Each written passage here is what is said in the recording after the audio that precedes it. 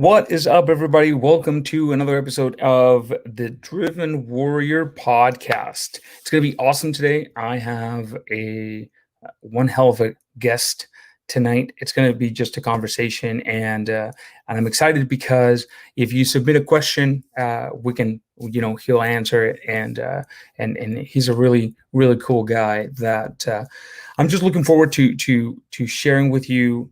His message, what he's all about, and how I even came to know him, which is a sort of bizarre, path in and of itself. But if you can hear me, please drop a comment below. That way, I can make sure that this is working. Matt is he's going to be here soon, so I just want to make sure that we are up and running before we get going. Right? There should be a little bit of a comment there that says, click here to give us access so that we can see your name when you comment. But even if you don't, it should be all good. All right, awesome. Kathy says, yes, I can hear you. Okay, great. So without further ado, guys, I'm going to bring Matt in, and we'll just see what this guy's all about. All right. So, What's Matt, up, everybody? How you doing? Good, man. How are you? Good. Let me just fix this lighting real quick. You bet. Yeah, it's the beauty of doing it live, right? I mean, there's no you can see here my little lamp thingy. So, all right, man. How you doing? How you guys doing? Very good. Guys, get this. So I was gonna have, I went to the gym to set up for this, right? Because I have a nice background and everything, and I get there and I forgot we have a yoga class at the gym at 7. So I'm like getting ready to go, and the yoga instructor comes in, and I'm like, oh crap. So with like 10 minutes, I had to like move everything, but we are here. And Matt, so obviously a lot of people have come to this because they know who you are, and they want to learn a little more about you. But for the 2 or 3 people out there that may not know what's up with you, who you are, what you do, what's your 1-minute introduction? Who are you? What do you do? Who am I? Wow, that's a deep question, Miguel. I hope you guys can hear me out there.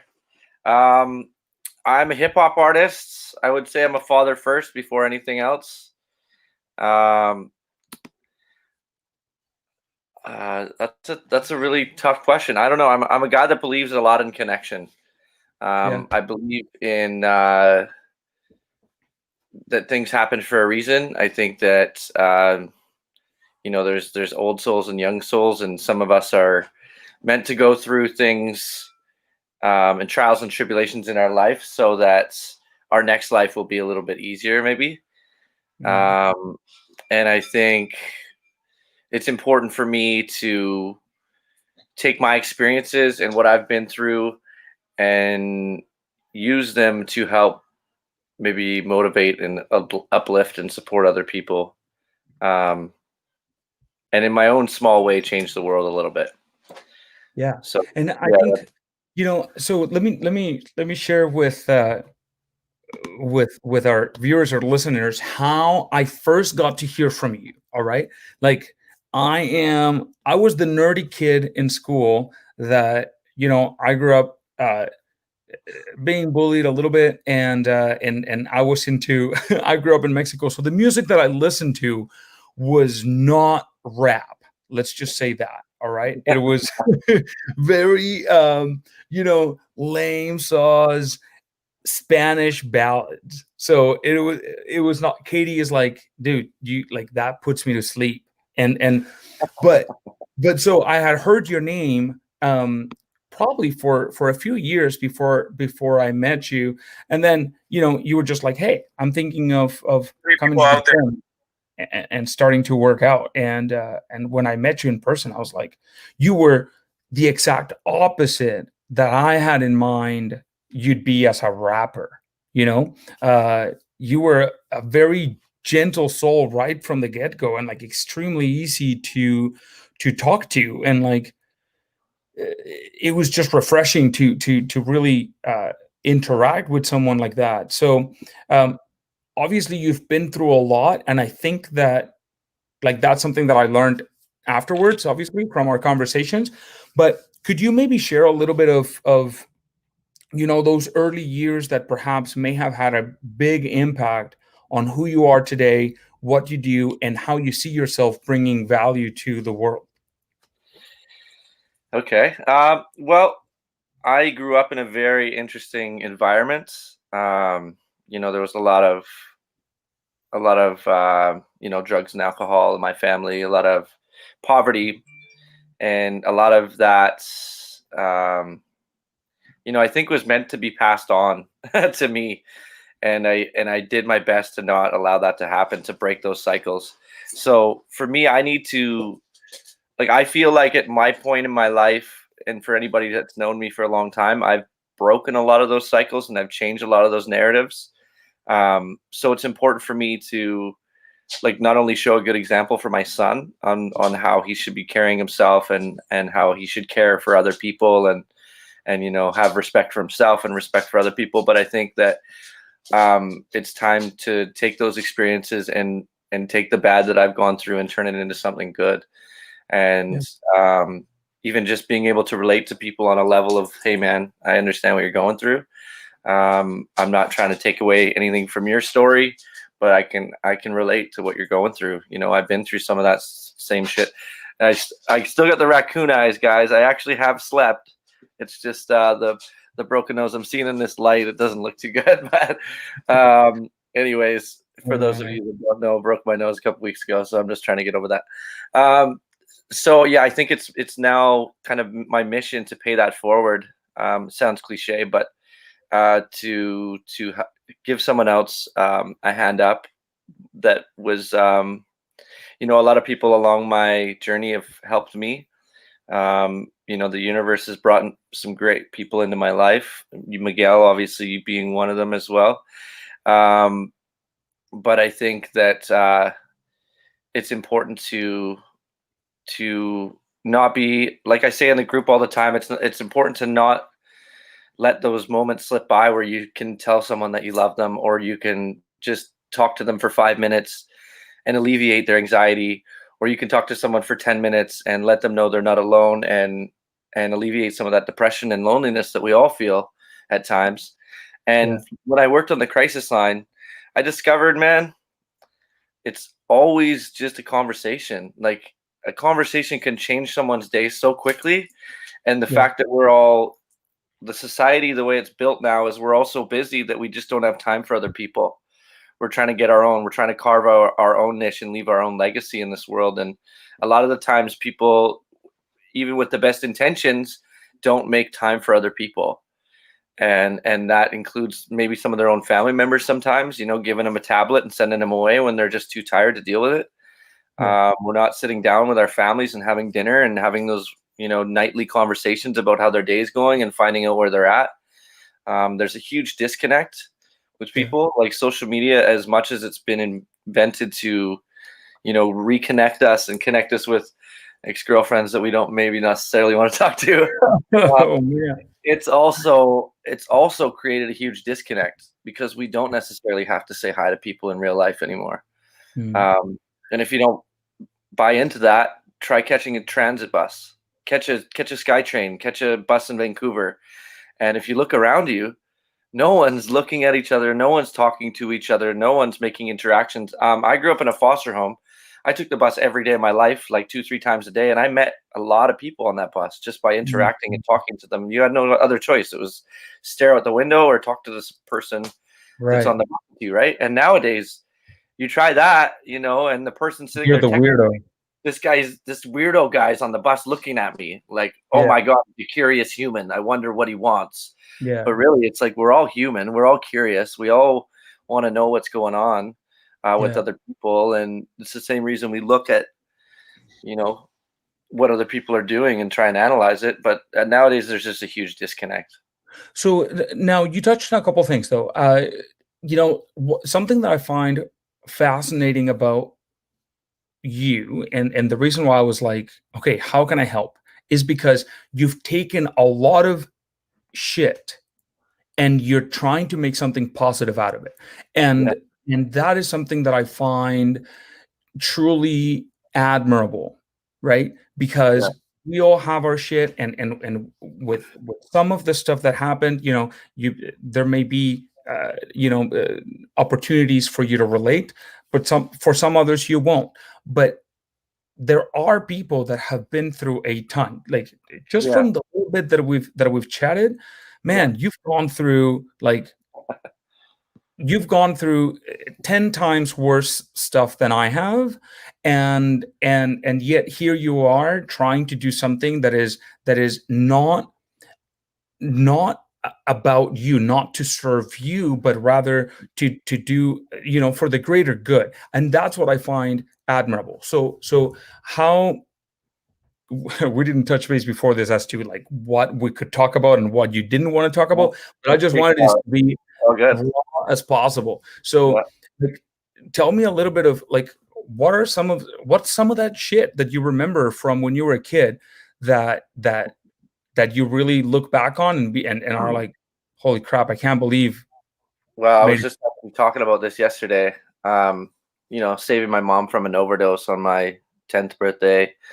Um, not having clean clothes to go to school with, not having a lunch to go to school with, not having rules, or I could leave for 3, 4 days, and my parents were just like, as long as you're still alive, whatever. Like they didn't really. There was no structure. There was no finances. There was no laundry. There was no dishes. Like it was complete and utter chaos. I would come out in the morning to go to school, and there'd be people shooting up at my kitchen table. Um,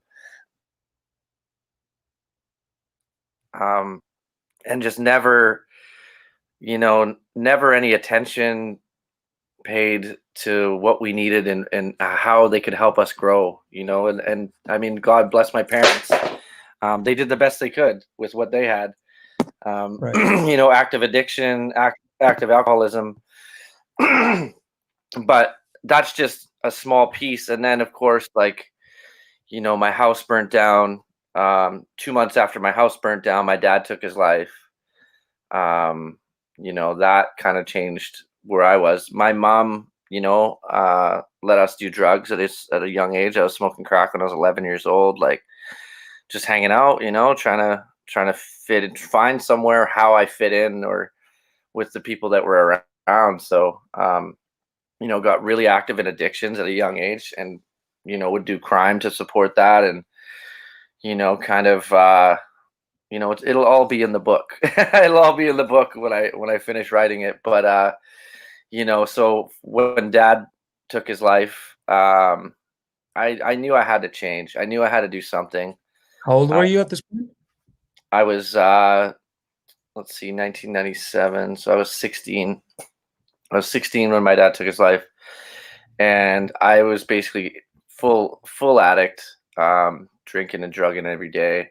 And so my dad passed away. I, like went on kind of a little bender, and then ran away from home. And then my mom sent the cops to get me, and they tried to bring me back home. And I said, you know what? Don't take me home. Take me to a foster home. I need to get out of here. Like I need to make a change right now, or else I'm gonna end up like my dad.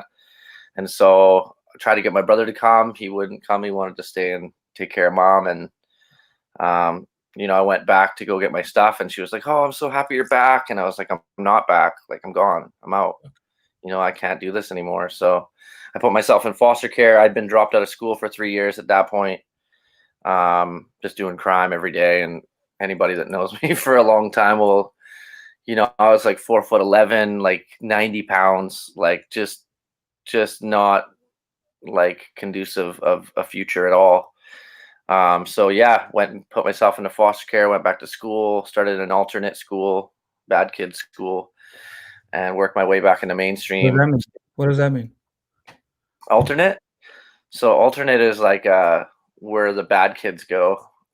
Like they don't want you with the mainstream kids, right? Because you're swearing and smoking cigarettes and telling people to fuck off. And so Wow. you go into an alternate program like Yeah. Vast or 5 Acres or Northfield School. I Wow. went to Northfield, and then I transferred to Woodlands alternate. So that gave me the opportunity to do half days of alternate and half days of mainstream school. And at that point, I'd had a really solid foundation in the foster home, so I started to do excel quickly. I did 3 years worth of schoolwork in like 7 months, and Wow. just really focused all my energy that I was um, using to do crime and steal cars, Mm. do schoolwork. And so I ended up graduating and, being like the first person in my family to graduate. So that was Wow. pretty huge. And just basically that was probably the first cycle that I broke was, being able to stick it out and, I lived with my What about parents. your like your foster parents? Did you just luck out, or like how did you?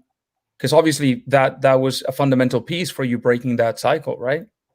Yeah, I was in about like 11 foster homes growing up, kind of bouncing around different homes and stuff. And then the one that I finally ended up in, Bill and Donna Mile, I actually still play ball with their granddaughter and their son, and I'm still in contact with them. Bill passed away, rest in peace to Bill, but Donna's still here, and they just took me in and just welcomed me into the family, And for me, I was just so happy to have a place to land. Yeah. I was allowed to eat food, like, you know what I mean? They made me a lunch every day and made sure I went to school and I had clean clothes. And I was just so happy to be living instead of existing. You know what I'm saying? So I, um, I was actually one of the good kids in the home. We had a bunch of badasses, but I was the one that wouldn't steal or tell them to go fuck themselves. So they were kind of like, they were really nice to me. They were always super cool with me, and Yeah. I kept it cool with them and never brought any of that shit home if I was still doing it. And yeah, I stayed there, till I was like 18, and went out on my own. And the only thing that kind of sucks is with the foster care system is they kind of put you out on your own, and that's it. They just kind of like, see you later, good luck, Yeah. right? So they don't really, build you up and say, hey, listen, you're going to need to do your own laundry. You're going to start having to cook food. You're going to have to throw away food if it goes bad. You're going to have to go grocery shopping, like all this stuff that Right. should normally be implanted in you as a young person from your parents. I guess they didn't even realize that I had none of those lessons, Right. right? So when I got out on my own, it was pretty sketchy there for a little while. Um, when we were having lunch a couple of weeks ago, Yeah, you said something that really resonated with me. You said your son saved your life. he did. So tell me a little bit about that. What was your life like when he arrived? Well, it was kind of turmoil, I was always I was an addict growing up from about the time I was 11 till my dad passed away. And then when I went out on my own from the foster home, I was working every day and I went to school. I was taking chef training in college, but I was free. I had all this money. I had my own place to live. And I started hanging out with some of those cats that I was hanging out with when I was younger, started drinking at my house and started smoking. And then, I relapsed a couple of times. I got to be honest with myself. And it was a time when I was not accountable to anyone. I was only responsible to me, and the only examples I had in front of me were, you know, my parents. So it wasn't really like, it wasn't that I was doing really bad. I wasn't doing crime anymore, but I was still like closet doing drugs here and there, Yeah. So Yeah. um I was living on my friend's house when he was working away, and I didn't even really have my own place. Um and then my brother passed away, and he, he was like, we're the last Danaes in our family. Like, as far as this branch of our family goes, we've always kind of been the black sheep. So I decided that I wanted to carry the name on. I wanted to make sure that our legacy kind of lived on, whatever it was going to be. I wasn't sure if it was going to be good or bad, but I wanted to have, a kid. So me and my wife at the time, well, girlfriend at the time, Courtney, had a kid. And the day he came into the world, I used to hate Christmas. Um, that sounds grinchy, but like, growing up as a kid who's poor, who got broken toys and hand-me-downs or nothing on Christmas, I I didn't want to have Christmas. I was like, it's just disappointing. Like, I don't like it. And Mm. so he was born on Christmas Day, Wow. and it changed my whole perspective on everything. You know, I was like, you don't have to be a Grinch about Christmas. And, you know, with him being in the world, I just knew, you know, this is the thing. This is the catalyst that's going to change you and set you on the path for good forever. Because I've always been one to be like, if you have a child, you are responsible to take care of that child. I don't care how much of a deadbeat you are. I don't care how much you get along with the mom, whatever it is, you know, you're responsible to take care of that person in the world. I was actually talking to a friend about this earlier. We have a responsibility, especially as males. You know, the kids are always really connected to mom, but like, especially as males, to like take care of our responsibilities, you know, and just really do that. So, I mean, me and his mom were together for a long time, like 9 years. Um, and But let me definitely, ask you something. yeah. Where did you learn this? The fact that because you could have very easily have said, "Well, wait a minute, my idea of what a dad Mhm, is whatever you had experienced up till that point, right?" mhm. So was it your connection with that good foster home, or just like being I so deep into a family dynamic that you just didn't want to repeat, and you going the complete opposite of that?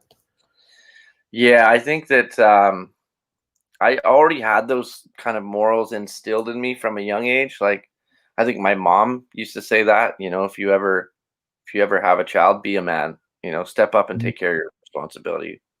And that Yeah. was really like one of the only things she taught me. But I always like honored that, you know, always treat women with respect. Consent is super huge to me. Mhm. Um, I'm old school as far as like talking to women and you know, whining and dining, as opposed to like, hey, can I see you?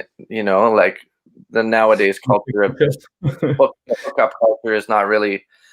It's kind of foreign to me, but um, yeah, I think maybe just develop that as well. You know, I wanted to break those cycles. I wanted to make sure that no matter what me and his mom went through, that there was always going to be a family dynamic, and he was always going to be loved. And you know, so he's definitely like the most important thing to me in my whole life.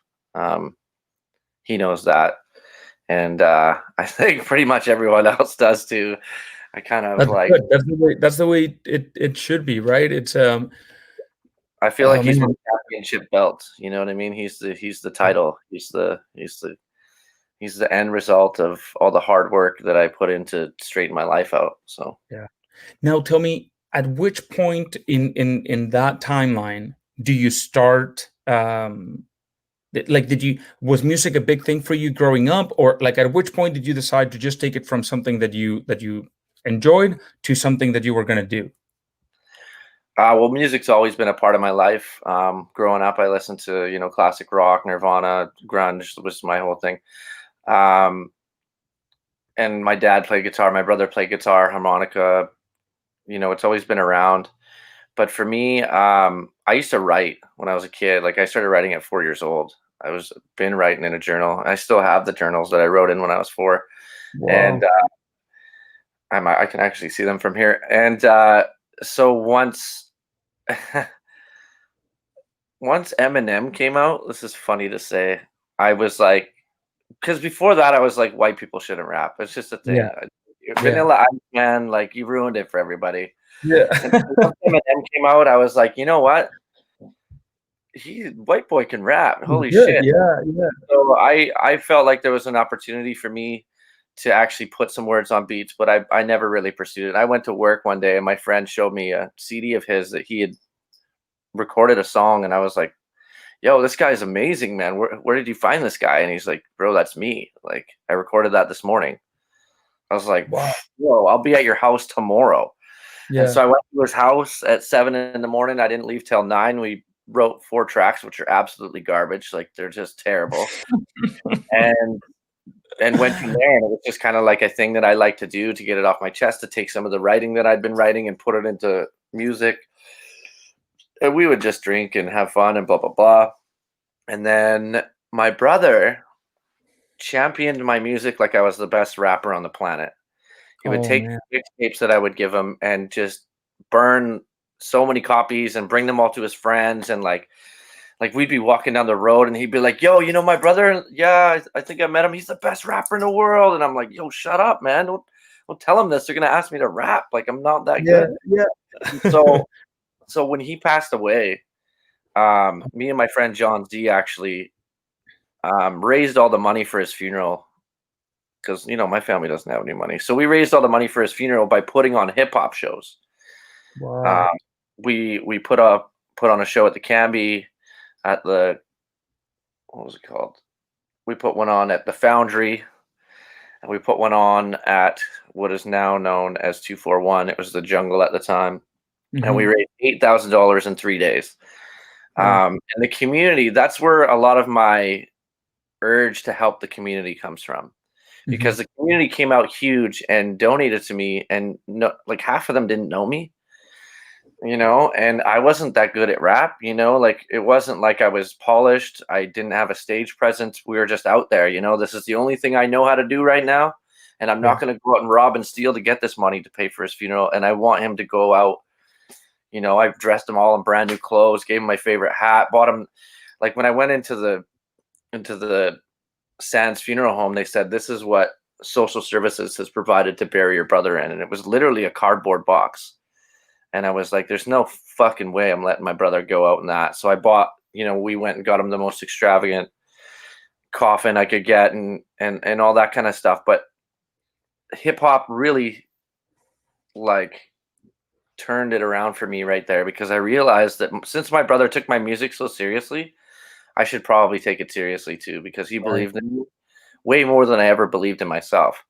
So,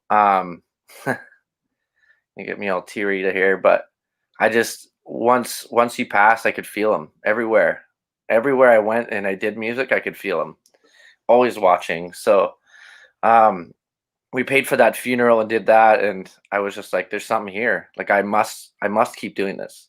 I have Mhm. to. This is obviously a sign that I should be doing this." Like if Yeah. we went out and did the 3 shows and we raised $200, I would have been like, "Okay, well that was kind of dumb.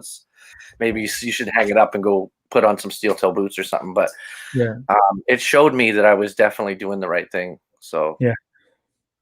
Yeah, it's I gotta say that it can be amazing to just be surrounded by a community. I think that yeah, that's something that I myself didn't have here, because obviously I came here. I mean, I came into Canada when I was 25, and by the time I got to Nanaimo, like this was only like 10 years ago, and I knew like absolutely no one. And now after 10 years of being here, no, uh everyone. man, it just feels like wherever I go, I run into someone, and I love that about the community. And I love what you're doing. So tell me a I little wanted bit. to add really quickly that Yeah. from the moment that I did that very last show, and a gentleman who clearly didn't have any clue what we were doing, it doesn't like hip hop, 60-year-old man, came and put $50 in the thing, and I said, "You know what? When I'm able to, mentally, physically, I'm gonna give back to this community." Mm, It was my oath right there that I was gonna do that. So yeah. What I love is that. So okay, so maybe let's go back to the beginning of our conversation that we had a couple weeks ago, right? Because that's how we ended up here. yeah, So um, I've seen like people repping your brand, like wearing their your hats or like whatever. Like, so there's definitely a community there, and you call it like your family and like the yeah, real ones, right? And I love that. Now, yeah. tell me about how obviously COVID hit us all in many different ways. Mhm. For you, how was that? How did that go down?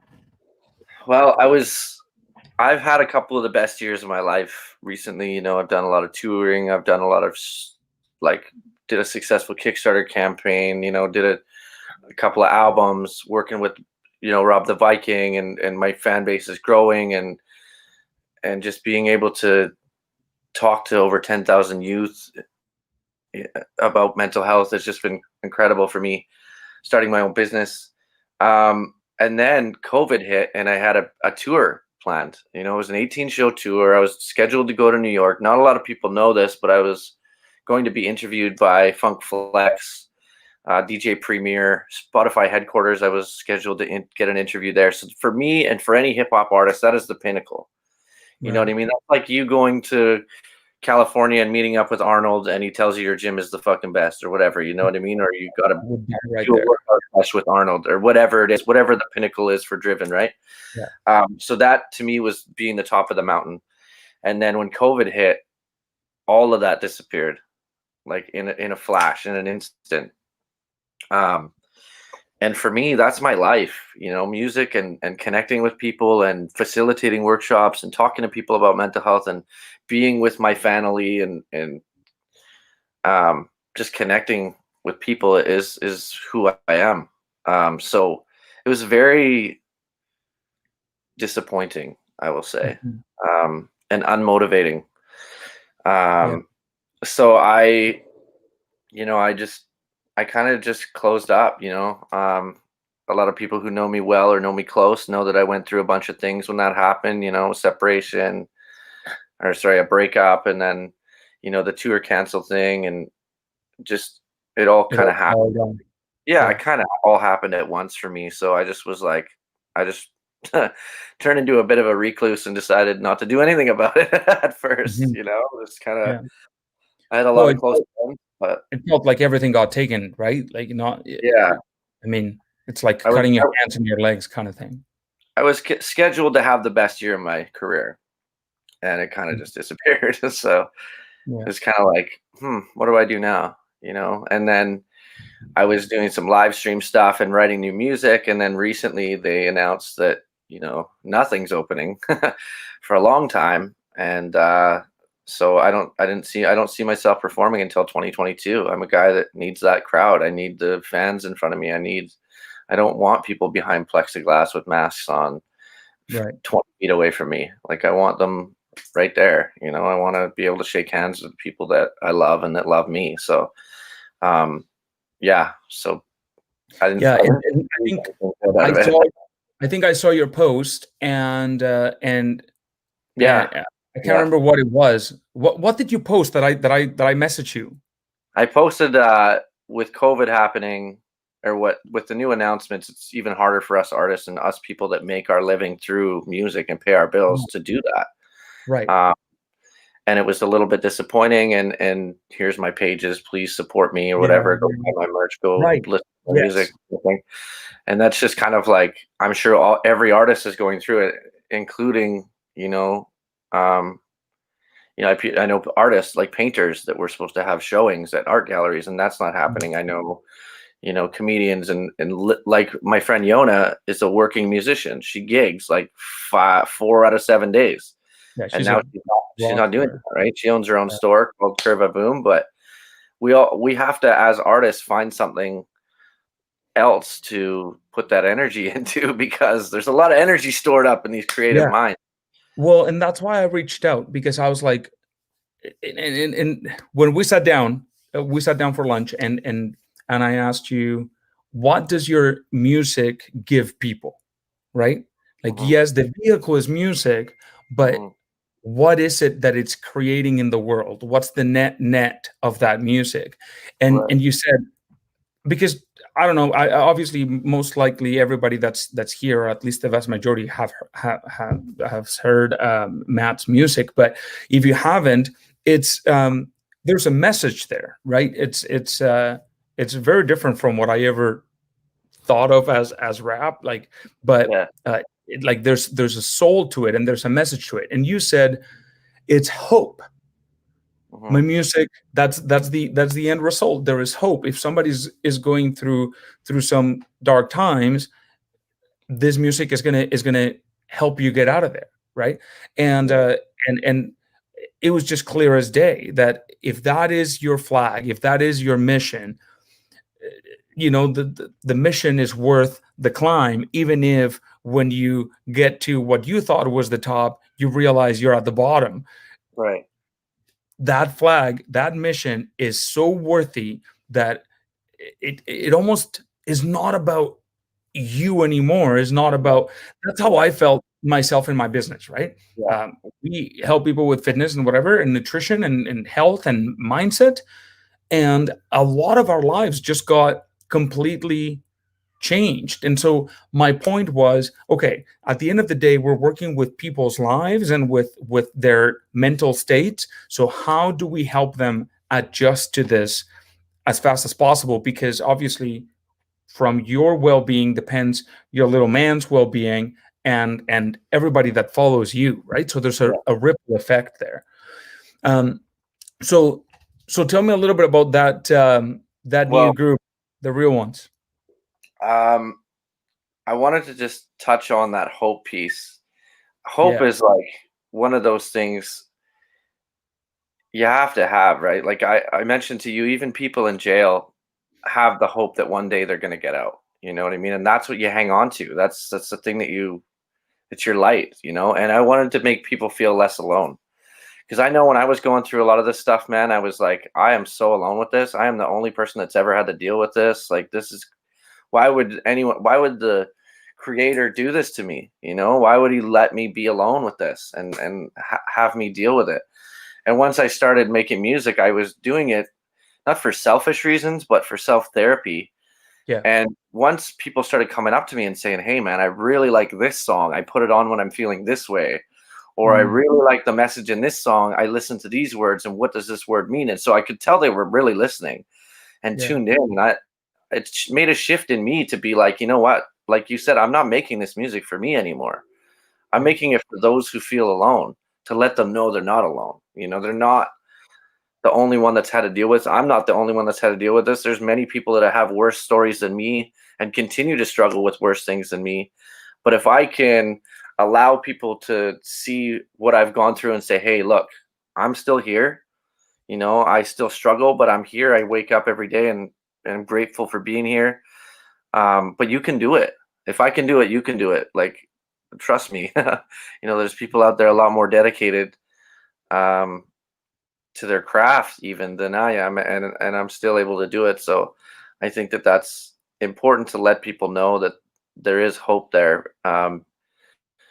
And like I've mentioned before, shed some light on it, because there's not enough light shed on it. People are so afraid to um, ask a follow-up question, and we're gonna kind of segue here into my favorite four-letter F word, fine. Right? Everyone likes Mm. to say I'm fine, and most of us are happy with that response, because that means we don't have to get involved. You know, if you don't believe me, go to the grocery store, and when the clerk says, "How you doing today?" be like, "Actually, I'm feeling a little suicidal. I'm quite depressed. Having a little bit of anxiety to see if this transaction will even go through, because I'm not sure if I have money." And see the look on their face, right? And see what they do, because most people They'll just want probably you ask to be you, fine. yeah, they'd just be like, "Do you want to buy a bag? They're like, beep, beep, beep, beep, like your shit's flying through the You have register, air right? miles?" Yeah. Most people have no idea how to react to that, right?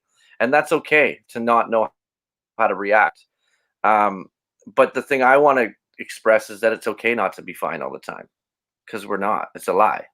You know, fine is an opening statement for me. When someone says they're fine, I immediately say, "Okay, so what's going on?" Because I know fine is a brush off word. Fine Mm. means, you know, I don't want to talk about it. I don't want to burden you with this.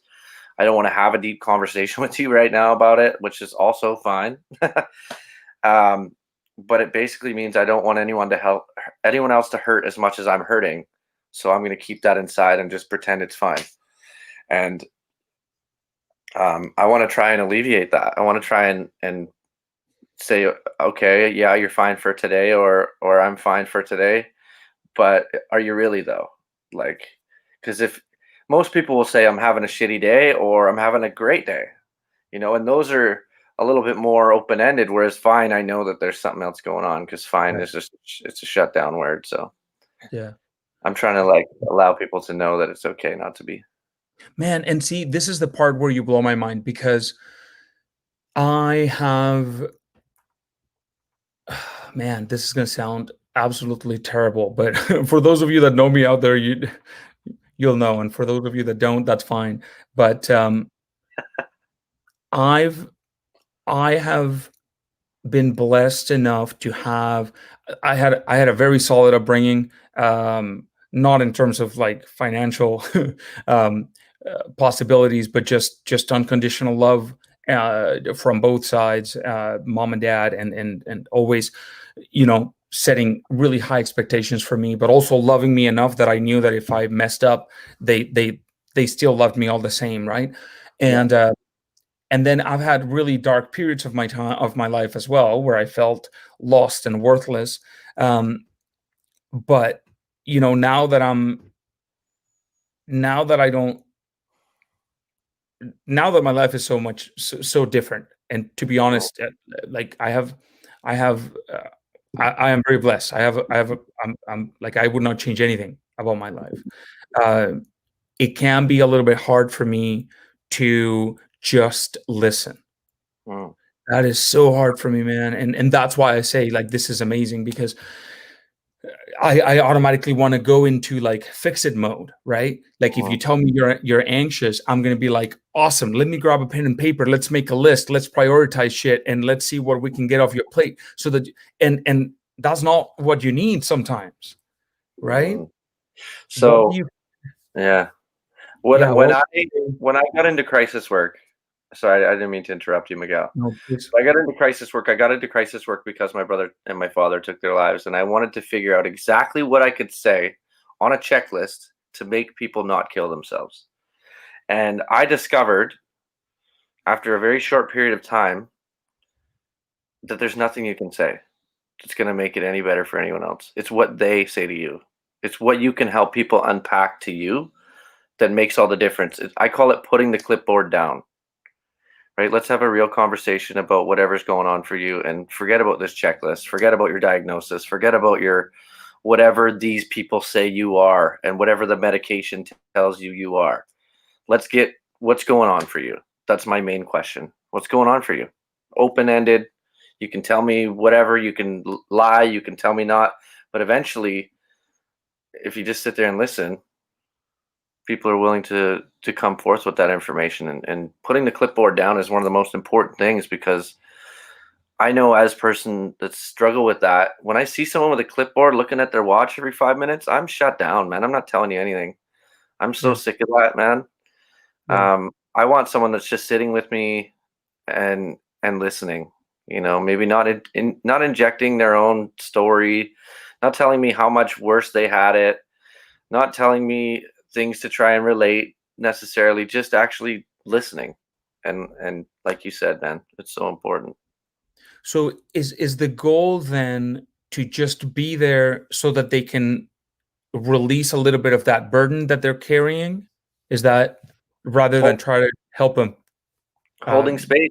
It's all about yeah, holding space, man. And the way things are nowadays, people just don't make time for each other anymore. Like I mentioned earlier, 10 minutes literally is all it takes to have a deep enough conversation with someone to allow them to feel lighter for that day. When I hug, I'm a hugger. I'm a huge hugger. me too, man. COVID doesn't like me right now because I'm still hugging people. But when I hug people for 30 seconds until it gets uncomfortable. Yeah, yeah. I And feel you. Yeah, people are like, afterwards, they're like, "I feel so much better." That was the best hug I've had in a year. And I'm like, I know it felt a little bit uncomfortable there for a minute, but once that endorphins start flying and the serotonin gets yeah, released and your trust chemical knows that I'm not, gonna grab yeah. you and swing you Weird around, here. whatever it is, you start to relax Yeah, and your body recognizes that and the chemicals, can balance themselves out. And anxiety is all about chemicals being all out of whack, right? Depression and those types of things is everything's going in flux. So yeah. when you're allowed to like just make that physical contact and have a real face-to-face conversation with someone, and have a good hug, it helps a lot, man. It sounds super corny, but No, I feel you, it man. really works. It really works.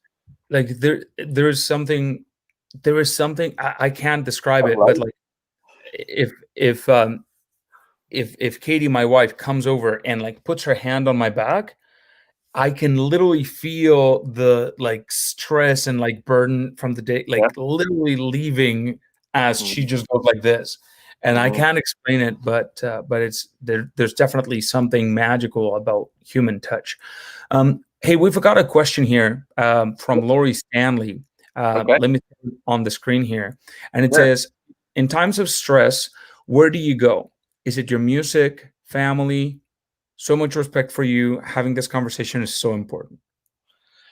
Thanks for asking, Lori. When I stress, I I lean on my son. He's really small, but I lean on him anyway. Um, here's the thing: I've always been the strong person, the big shoulders, the big ears that takes on everyone else's burden. But recently, I've learned that I need to reach out to. I can't talk the talk without walking the walk. You know what I mean? And I'm lucky enough to have friends that notice if I'm not smiling or laughing, then there's something going on with me. So they'll Mm, reach out to me, and I do reach out to others as well. So for me, it's all about connecting with the people that you really trust, and letting them know, hey, today's not a good day. Um, Talk me down, talk me through this. And yeah, and music is definitely like when I'm in the studio, it's my happy place. I could spend 24 hours in the studio, no problem. I love escaping into my music. But the problem with me is when I'm stressed, I can't get those thoughts out of here onto the paper. So what I do is I store up all these experiences and all this energy, and then I, write 5 or 6 songs at a time, or 3 or 4 songs at a time. And mhm, so music, as much as it's a stress relief for me, um, I can listen. I can listen to music, and music relaxes me. But as far as creating music, it's difficult for me to create music during times of stress. yeah, And I've discovered that about myself. A lot of people are like, "Oh man, you guys broke up. Like, write about it." It's like, okay, I will in like 6 months when I'm over right, this. When I'm through this, I right, can't coagulate that into a song right now. I just need to deal yeah, with the actual emotional aspect of it first. So I'm working on that too, right? We all got things to work on and growth, and for me, it's working on being by myself. So um, that's something I'm working with. But yeah, I know that everyone is unique and different, and that's what's awesome about the world. So one person's method isn't going to work for another person. Um, I would say like exercise definitely helps me. Music and my son. Those are the three things that I mm, go towards. But I do have a core group of friends that, if they notice something's disturbing, there's a disturbance in the force, they'll reach out to me right away. So mm. Hey, you mentioned leaning on your son, and that reminds me of a moment that I'll never forget. So I really want to ask you more about it because um,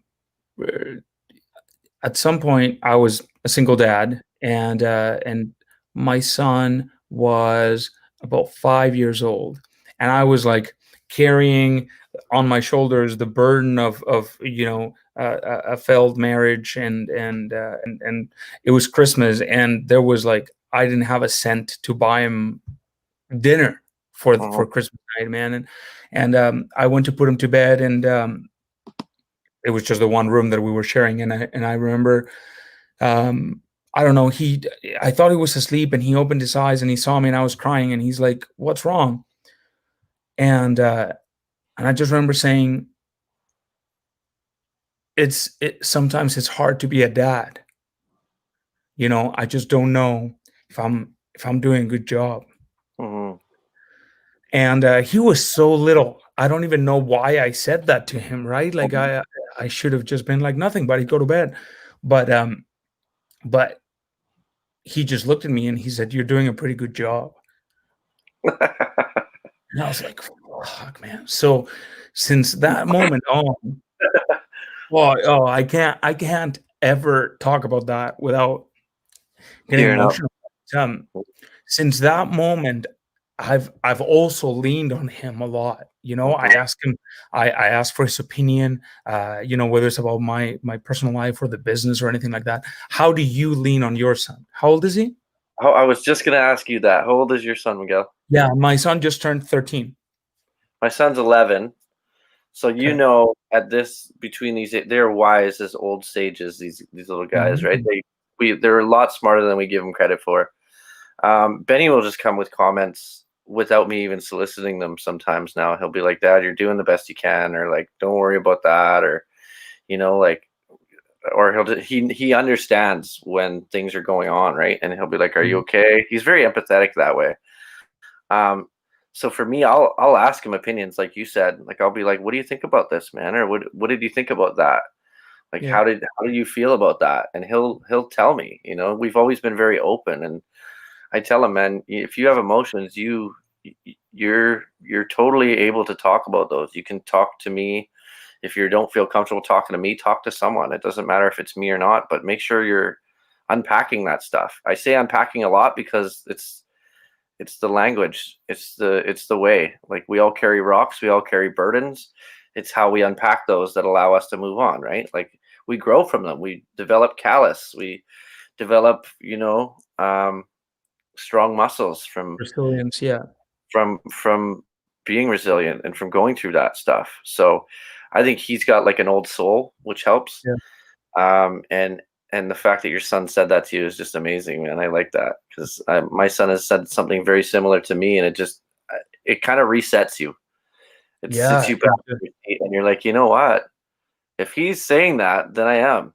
Then Because let's keep yeah, at it. I've managed to keep Oh, mine alive. For 11 years, he hasn't died. yes. So I'm doing Yeah. pretty good. Yeah, exactly. Hey, so I really want to make sure that we touch on the Facebook Yeah. group because that's Okay. sort of like the next the Yeah. culmination of everything that you went through with COVID and Yeah. still wanting to deliver that core message from your brand. So tell us Yeah. about it. So the real ones.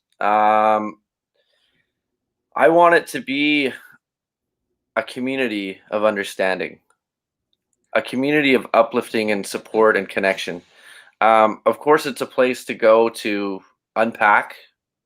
Um, and I think that's very important to be able to do because there's a lot of people that don't want to listen to what we have to say, or can't. Or there's a lot of people that we don't want to burden with what we have to say. Mhm. Um, and burden is a huge part of it because when we feel like we're burdening somebody else, we'll just keep it inside and we won't tell anyone. So Right. the fact that we have had such good interaction in this group without even me saying, "Hey guys, please respond to everybody," or whatever. I think I said it once when we first started, but everyone is jumping on and saying, "No, you're beautiful. No, you're great. Hey, I've gone through something similar. You keep going. Yeah. You're doing fantastic." Yeah. Um, so I intended for everyone to come in and introduce themselves and kind of tell their story a little bit. There's some sadness there, right? There's some sadness Yeah. with everyone's story. And now my goal is to shift into just a group of uplifting people. Let's build each other up. Let's grow. Yeah. Let's learn things from each other. Let's learn resilience from these other people that have been so resilient. Maybe Yeah. there's aspects of my life that I'm not so resilient in, but I'm resilient in others, and we can help each other in that way. And I've seen it already. Like I said to you, I think I invited maybe 20 people to this group, Yeah. and it's over 230 members now. Yeah. So I want to give a shout out actually to Kiera and Kelly Humphrey for inviting so many people. So shout out to Kelly Humphrey and Kiera. I've noticed because I have to approve every member that comes in. They have Right. been inviting people like crazy. That's So anybody that's watching this, please feel free to invite people that you think would benefit from this group. Now, there's a lot of people on my friends list I haven't invited to this group. The yeah. people. Everyone's got them on their list. The Yeah. troll is going to say something, just get a reaction, or the person Right. that's not quite, there with their Yeah. niceness, maybe cynical, or maybe they've never experienced any of this stuff, so they just don't understand. I've met Right. a lot of people that have never had suicide in their family, so they don't understand it. They say people go to hell if they die by suicide. People are cowards. They're weak if they die by suicide. Like, you don't understand it if that's the way you're speaking, right? Because Right. if you haven't been there yourself, or if you haven't been directly affected by these issues that we're talking about, you're probably not going to be. And it's not that you don't want to understand or that maybe your intentions are good, but you're ignorant to it at that point, Yeah. Right. right? So I want the people in this group that understand it. And I don't necessarily, I talked to you about it. I don't want it to be a place of sadness where all we do is talk about how shitty our day was or blah, blah, blah. But it comes with the territory, right? Yeah. So I want it to be a place where you can feel free to say those things, but also where we build each other up from that, right? Yeah. We're Phoenix. We rise from the ashes. That's so, guys. I've just shared the link to join this group, to request to join the group in the comments. So it should pop up there. If not, you can also search for the real ones in Facebook, and it'll pop up. Okay. You need to request to be admitted, and then Matt will accept you. But I think this. So, guys, this is the reason why we're here, because at the end of the day, the mission that Matt has carried through the vehicle of his music, that is very much worthwhile. And now, by him providing this space, it's a space where you can come in and you can know that you're not going to be judged, and that other people are going to at least respect your struggles, and then work on uplifting each other, right? So that you can maybe, And not feel. you may be subjected to messages of positivity and my music. Yeah, of course, of course. So, Miguel, to make yourself feel better. yeah, I think it's important that every member of the group contribute something, because, like I said in my previous post, I would never ask you guys to do something that I wouldn't be willing to do myself. right. I wanted to organically let it form in the last few days just to see what would happen. And so I'm Yeah. going to be posting more in the group in the next few days just to create that content. But I really wanted to see what it would organically happen at the start. And it's Yeah. been a beautiful thing. Like, the way Yeah. people are reacting to each other is incredible. What? How many? So you invited 20 people, I invited 20. and there's like over 240 people in there already, Yeah. less than a week old. So there's definitely a need for creating this space, right? And helping each other connect. We have people from the States in the group. We have people from all over the place. Help us grow this group, guys. If you know somebody who should be in this group, invite them. Yeah. Bring them on in, and let's make this thing as big as possible. I'd love to see, a few thousand members or whatever, and have to get moderators to help me out with this, because that would be a good problem for me. I'm okay with that. Yeah. Yeah. Well, when you think about it, it's literally, I mean, if somebody posts a video saying this is what I'm struggling with, and they see support coming through, that can make all the difference, right? I've It's already seen so, it make a difference for people. yeah. It definitely makes a difference for me. Like, and it's just so incredible to see these people organically supporting each other without being solicited to support each other, Yeah. like unsolicited high fives and you're beautiful. And like, it's just so nice to see. And I've had people private message me, quite a few recently in the last couple of days, and say, listen, this is one of the most beautiful things on Facebook. Yeah. This is why I go on Facebook now, is to go and check Yeah. out the real ones and see what's going on there, because, Yeah. and that's in its infancy. It's like not even a week old, this group. Yeah. So Yeah. I want to thank you, Miguel, for putting the fire under my feet to get this going, and helping me realize my mission. You're welcome, brother. It's I'm your guy if you wanna work out and channel that towards your body and your mind. But my friend, I don't know, man. I just think it's a beautiful thing to take your scars and help others with them. Like, at the end of the day, I really admire you, and I really respect you, and I think that the world needs more people that are going to go and seek that sense of purpose outside of ourselves. The people that I have met in my very limited experience that struggle the most, the people that are the most unhappy, are the people that are the most focused on themselves. Rather, the people that go out there and try to do something for others, try to serve others, those are the happiest people I know. So The best way to help yourself is to help others. It's sounds practice. cheesy if you want, but Yeah. it works. Awesome, guys. So this has been an awesome hour. Matt, thank you so much. I think that, so when are you like performing a song or something in there? When we get to 500 or what? Yeah, I think once we get to 500 group members, I'll perform a new song for everybody, exclusive to the group. Like I said in the opening, there's going to be stuff in this group that no one else gets to see, and I want to keep it that way. I want it to be exclusive, and I want everyone to know that's in this group that anything that's in here stays here. Like, that's important. read the rules. If someone doesn't know the rules or they're acting out of pocket, please feel free to check them. Check with me. If you guys see anything that's unusual, let me know right away. If you guys see anybody trolling, please let me know right away so I can nip it in the bud and make sure that this is a safe space, because I want it to be, it sounds corny, but it needs to be, there needs to be a safe space in this internet world, because there's so many places that aren't. You go on any of the rant and rave pages and it's just a cesspool of negativity, and I'm sick of it. So let's create this amazing group. I don't know, it's already there, but let's just grow it. And me and Miguel will continue to come check in with you guys and create new content, and maybe you'll see lowercase g on the next one. Yeah, there you go. That would be cool. Have our little ones in our next one. Hey, that'd be great. Right. I'm down. Everybody, thank you so much for hanging out. Matt, thank you so much for being here, man. This is awesome, and I'm super pumped. Everybody, have a great night. Love your faces. We'll see you soon. Much love, Miguel. Thanks, bro.